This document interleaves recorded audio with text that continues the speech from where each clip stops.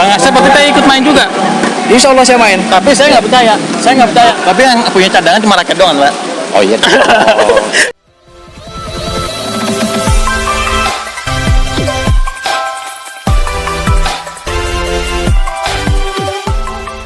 Yo, Bang Imo kembali di Imo si Jurnalis Muda tentunya di konten colek curcol eksklusif.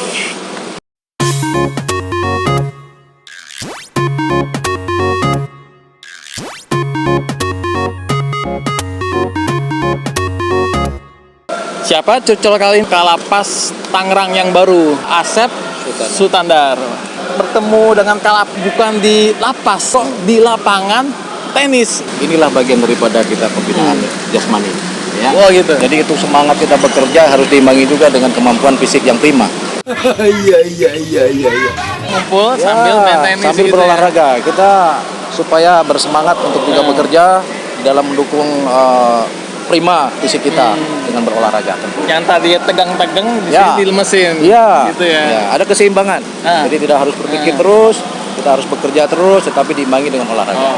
Jadi semua dipersiapkan kita. Jadi nanti kita mau persiapkan ada beberapa tim nanti ya, supaya untuk dipersiapkan pemusatan latihan. Kang Asep waktu kita ikut main juga. Insya Allah saya main. Tapi saya nggak betah karena Kang Asep nggak megang alat-alatnya nih. Mana alatnya nih? Ada tuh alat saya. Ada. Coba alatnya. Wah, raket saya. Boleh dong raketnya. Ada dua nggak? Ada dua nggak? Pinjam satu dong. Ini ya, oke. Oke. Kalau pemain tuh raketnya sama. Iya. Kalau pemain tuh Pegang satu-satu. raketnya yang sama. Nah ini Bang Imo baru percaya nih kalau Kang Asep habis main karena sudah ada alatnya gitu. Kirain cuma nonton doang gitu ya. Ini ada alatnya dan serius. Kalau pemain asli serius tuh raketnya pasti sama. Oh gitu. Ya. Karena ketika ini putus, gantinya harus sama pegangannya. Oh ada cadangannya. Iya. Gitu. Tapi yang punya cadangan cuma raket doang, Pak. Oh iya.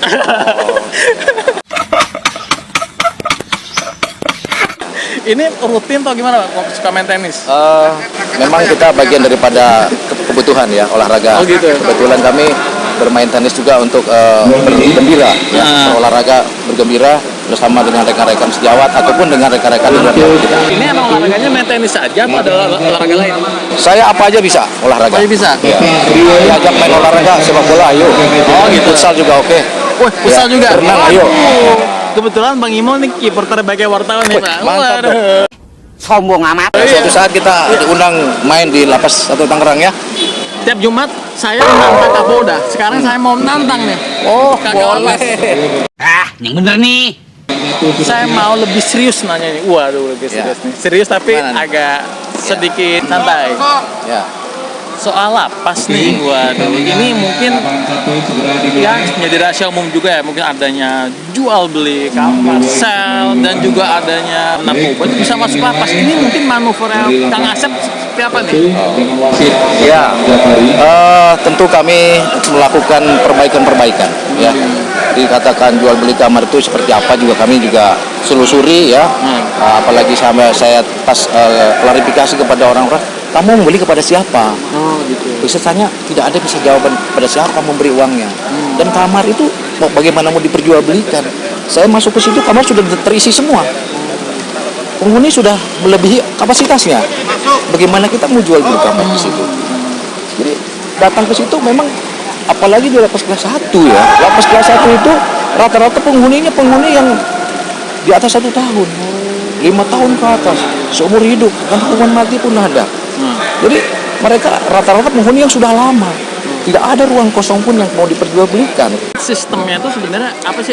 Apakah masih secara manual? Kalau untuk pemenuhan hak-haknya sudah by system, ya, sudah digitalisasi. Pengusulan PB, pengusulan CB, ya, sudah online. Jadi tidak lagi seperti manual zaman dulu. Itu juga dalam kerangka mempermudah dan mempercepat. Dan juga kalau memang yang hak-haknya sudah terpenuhi, syarat-syarat sudah terpenuhi, kita tidak bisa merekayasa karena sistem akan menolak. Apalagi sekarang ya di lapas kelas 1 Tangerang sedang pembenahan dalam kerangka untuk pemenuhan hak-hak warga binaan, termasuk juga overkapasitas ini. Nah, langkah-langkah dari Kementerian Hukum dan HAM dengan sekarang memperbaharui blok. Ya, blok-blok yang sudah tidak layak lagi sekarang kita sedang bangun tuh. Ada 2 blok yang kita bangun, nanti bisa menambah kapasitas.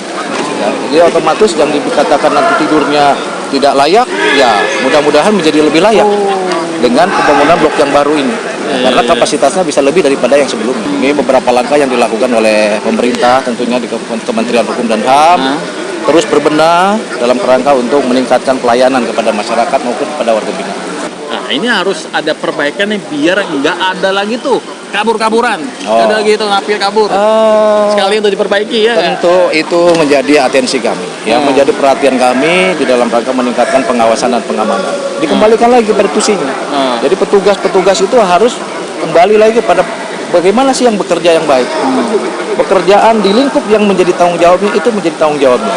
Jangan sampai lalai dengan apa yang menjadi tanggung jawabnya di seputaran yang dia jaga. Ini pendekatan persuasif juga tentu karena kejenuhan mereka yang bertahun-tahun di dalam juga perlu ada yang memberikan pendekatan secara persuasif, memberikan pembinaan kemandirian, kepribadian supaya pemenuhan kebutuhan mereka nantinya bekalnya kepada ketika hidup nanti di masyarakat dia punya. Mungkin merasa stres di dalam makanya dia kabur. Kalau masalah ingin kabur ya mungkin Mas kalau dikurung saja 1 minggu saja di kamar, boleh dikasih makan, disediakan segala sesuatunya, pengen keluar pasti kan? Ya, pasti tidak akan betah. Yang namanya hidup dalam kurungan, pasti tidak akan betah. Ada niatan-niatan, ada keinginan-keinginan. Namun karena kita melakukan pendekatan secara persuasif, penyadaran terhadap aturan, ketentuan, tata tertib, maka itu semua diminimalisir. Nah, dengan apa? Dengan banyaknya kegiatan. Ya kalau mereka nganggur tentu pikirannya kan negatif. Nah tapi kalau dipenuhi dengan kegiatan-kegiatan yang belajar ngaji, karena di tempat kami ini ada yang namanya one day one juz. Iya, setiap 1 hari 1 juz minimal. Tapi ketika mereka melakukan one day one juz di masjid, balik ke kamar, boleh dia baca lagi, boleh dan nambah lagi. Nah ini yang diprogramkan kepada mereka itu paling tidak minimal 1 juz 1 hari. Untuk pegawai juga kita berikan. Di kami di lapas kelas 1 Tangerang ini, kalau setiap hari Jumat ada yang namanya jimat. Jumat apa ya? Jumat ibadah menjemput rahmat. Jumat ibadah menjemput rahmat. Jadi semua pegawai yasinan. Jadi apel paginya kita ganti dengan berkumpul di aula baca yasin. Nah sekarang malam Jumat nih, itu warga binaan seluruh blok yasinan. Ya pejabat strukturalnya safari keliling blok. Ya mengikuti yasinan di blok-blok itu. Oh gitu. Jadi semarakan kita melakukan ibadah-ibadah, pendekatan-pendekatan kepada yang maha kuasa. Justru bukan napinya, tapi oknum sipirnya nih kadang suka membantu napinya kabur. Itu mungkin ada perbaikan kasih dari internal. Semua itu kita proses. Kalau ada yang melakukan pelanggaran disiplin sudah banyak contohnya. Bapak Menteri kita sangat tegas. Ya. Dirjen kami juga sangat tegas. Ya, tidak main-main dengan apalagi kalau bermain-main dengan narkoba. Ya, sudah banyak sekali contoh-contoh ya yang dilakukan pemecatan. Ya, oleh karena itu kami selalu menyampaikan kepada kawan-kawan termasuk mengingatkan pada diri saya sendiri kita harus nanti waspada ya. Karena 3 hal yang pengelolaan lapas ini. Deteksi dini, berantas narkoba, sinergitas. Di plus back to basic ke masyarakat.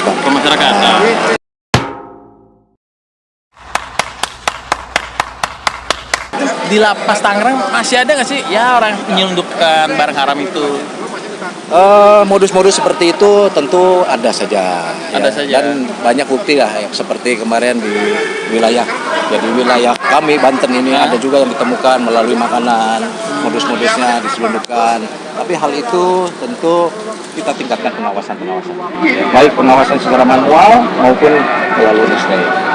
Tapi ada aja deh kalau di berita-berita tuh petugas tahu-tahu menemukan di dalam yang enggak kita duga gitu, kayak di dalam beras apa nasi lah. Ya, memang bisa aja ditemukan berbagai gitu ya. modus, berbagai cara itu dilakukan.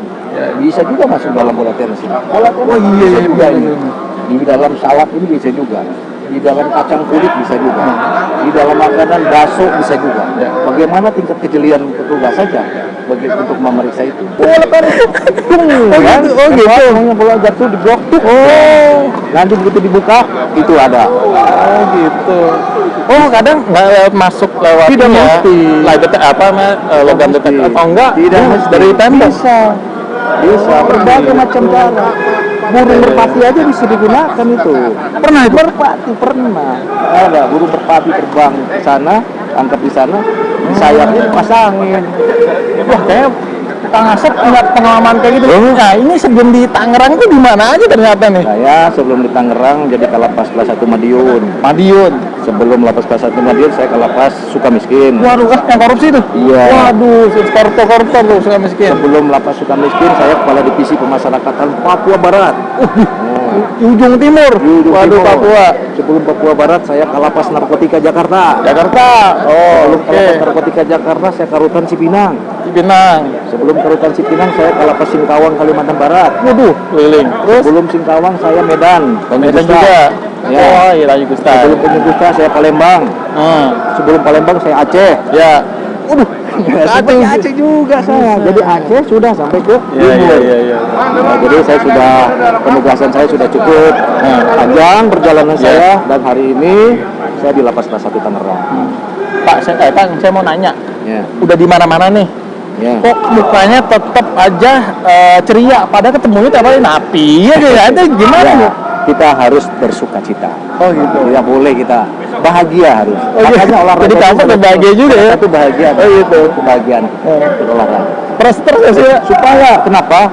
Ya, kan memang kalau yang namanya stres, full stres itu tidak hanya milik warga binaan. Petugas pun sama. Tetapi bagaimana kita mengelola stres itu? Ya. Sebagai manusia yang hidup pasti ada dong. Ya. Tetapi bagaimana kita mengelolanya? Ya salah satunya kita berolahraga bersama dengan rekan-rekan. Oh gitu. Supaya kita bahagia. Karena kebahagiaan juga akan membawa keceriaan. Kang Asep, ini kalau di kontennya Bang Imo tuh harus Bang Imo tuh ada di ruang kerjanya Kang Asep. Dan juga mesti tur juga nih di lapas Tangerang. Kita pengen lihat dong. Kita Ada di sini juga. kita nggak mau ngobrol-ngobrol gitu doang nih, gitu ya. Ada di sini juga. Gitu ya. Wah, nanti nih kita akan ke ruangannya Kang Asep ya. Oke nih, ngobrol-ngobrol soal lapas tuh, wah udah deh. Kang Asep nih udah nggak perlu ditanya dari Aceh sampai Papua tugasnya. Bang Imo mau mengakhiri aja ya. Jangan lupa subscribe Emosi Jurnalis Muda, like, comment, and share biar makin gocer streset. Oh iya.